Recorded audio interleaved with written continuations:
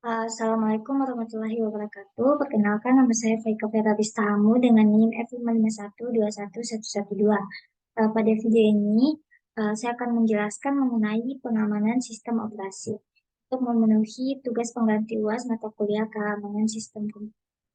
Baik, langsung saja saya masuk ke pembahasan.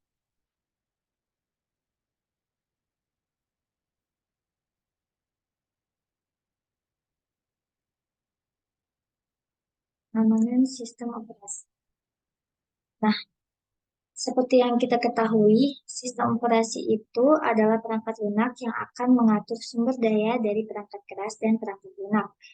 Pentingnya sistem operasi yang aman, dengan kata lain, sistem operasi yang aman itu adalah sistem yang bisa mencegah agar sumber daya dari sistem itu tidak digunakan atau dirusak sama orang yang tidak memiliki hak.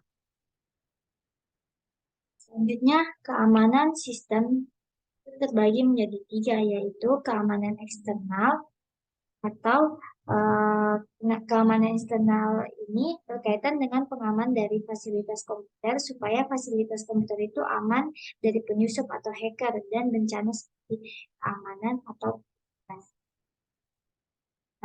selanjutnya ada keamanan interface pengguna. Nah, kalau keamanan interface pengguna ini dia seperti mengidentifikasi pemakai sebelum pemakai itu diizinkan mengakses program di dalamnya. Nah, yang ketiga itu ada keamanan internal. Nah, keamanan internal ini berupa pengamanan kendali pada perangkat keras dan sistem operasi sehingga integritas dari program dan data itu terjaga. Selanjutnya, eh, berikut beberapa gangguan terhadap sistem operasi. Itu ada virus. Virus ini merupakan program komputer yang dapat menyalin dirinya sendiri dan memiliki kemampuan menular ke komputer lain. Nah, yang kedua itu ada exploit. Nah, exploit ini sebuah program atau kumpulan data yang masuk ke komputer dengan memanfaatkan kelemahan keamanan atau juga biasa disebut bug dari suatu aplikasi atau sistem operasi dan berakibat perilaku aneh pada aplikasi. Nah, yang ketiga itu ada worm. Eh, Worm ini program yang bisa menduplikasi diri antar jaringan.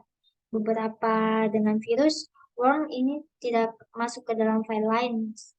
Sebuah jaringan yang terserang worm umumnya mengalami penurunan kecepatan yang drastis. Ini ada spyware. Spyware ini adalah perangkat lunak yang terinstal secara diam-diam pada PC untuk mengambil alih sebagian kontrol komputer tanpa sepengetahuan miliknya. Yang kelima itu ada adware. Adware ini adalah script yang dibuat menggunakan interpreter yang masuk ke cache browser kita untuk menampilkan iklan promosi. Dan yang terakhir ada malware. Malware itu adalah perangkat lunak yang menimbulkan penyimpangan fungsi dari sistem komputer atau aplikasi yang ada di dalamnya. Software ini dirancang untuk menyusup atau merusak sistem komputer tanpa sepengetahuan miliknya. Selanjutnya, bagaimana sih cara mengamankan sistem operasi dari gangguan keamanan? Eh, ada beberapa cara, yaitu yang pertama dengan memasang antivirus. Antivirus ini merupakan pertahanan pertama terhadap serangan virus dan trojan. Dengan menginstal antivirus ini, setidaknya akan mungkin mendeteksi apabila ada sebuah program yang berniat jahat menusuk komputer. Selanjutnya, memberi software anti-spyware. Nah, software anti-spyware ini sangat berguna untuk menanggulangi sebuah program yang menyusup ke dalam komputer dengan tujuan untuk memata-matai data kita, seperti username, password, kemudian akan dikirim ke pemilik program jahat yang digunakan untuk tujuan tertentu. Selanjutnya, firewall. Firewall itu adalah sebuah software yang bertugas untuk mengatur lalu lintas keluar masuknya data sebuah komputer dengan LAN atau Local Area Network. Contohnya Windows Firewall. Nah, masalah-masalah keamanan itu uh, yang paling pentingnya itu ada dua. Yang pertama itu ada kehilangan data. Nah, kehilangan data ini, kehilangan data ini kalau berkaitan dengan masalah kehilangan data ini dapat disebabkan oleh banyak faktor seperti bencana, kelalaian pengguna, dan kesalahan dari perangkat keras dan perangkat lunak.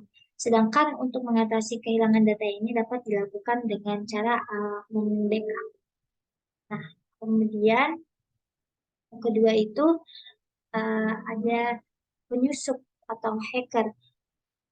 Di Indonesia itu baru-baru eh, terkenal dengan hacker yang namanya itu Bjorka. Nah, penyusup atau hacker ini dibagi menjadi dua, yaitu aktif. Nah, di mana penyusup pasif itu artinya penyusup yang membaca data yang tak diotorisasi, sedangkan kalau penyusup aktif itu yang mengubah data yang tak diotorisasi. Selanjutnya, model-model keamanan dalam sistem operasi. Pertama itu ada kriptografi. Kriptografi itu merupakan ilmu yang mempelajari teknik-teknik matematika yang berhubungan dengan aspek keamanan informasi seperti aspek kerahasiaan, keabsahan, integritas, dan autentikasi. Nah, secara umum kriptografi ini terdiri dari proses enskripsi dan deskripsi. Nah, selanjutnya itu ada kriptosistem. Kriptosistem ini merupakan suatu fasilitas untuk mengkonversikan plain text ke ciphertext dan sebaliknya. Nah, dalam sistem ini, seperangkat parameter yang menentukan transformasi pencipheran tertentu disebut suatu set kunci. Nah, proses enskripsi dan deskripsi diatur oleh satu atau beberapa kunci kriptografi. Nah, kita masuk ke dalam salah satu contoh sistem operasi yang aman, yaitu bisa dilihat di sini yaitu Linux. Linux itu menjadi sistem operasi yang paling aman dibandingkan Windows atau macOS. Nah, Linux ini disebut lebih aman daripada sistem operasi lain dikarenakan ia memiliki pengembang dari seluruh dunia untuk meninjau kodenya dan memastikan tidak ada bug dan backdoor. Nah, perangkat yang lebih tinggi bukan karena Linux sepenuhnya aman, sebaliknya itu karena developer yang memelihara platform itu bekerja keras untuk memperbaiki kelemahan keamanan yang muncul. Ah, Banyak orang yang juga telah menemukan kelemahan dan kerentanan keamanan di dalam Linux, namun itu tidak berarti platform tidak aman penggunaan sehari-hari. Nah, itu saja penjelasan dari saya mengenai pengamanan sistem operasi. Kurang lebihnya mohon dimaafkan. Wabillahi taufiq wal hidayah. Wassalamualaikum warahmatullahi wabarakatuh. Thanks for watching.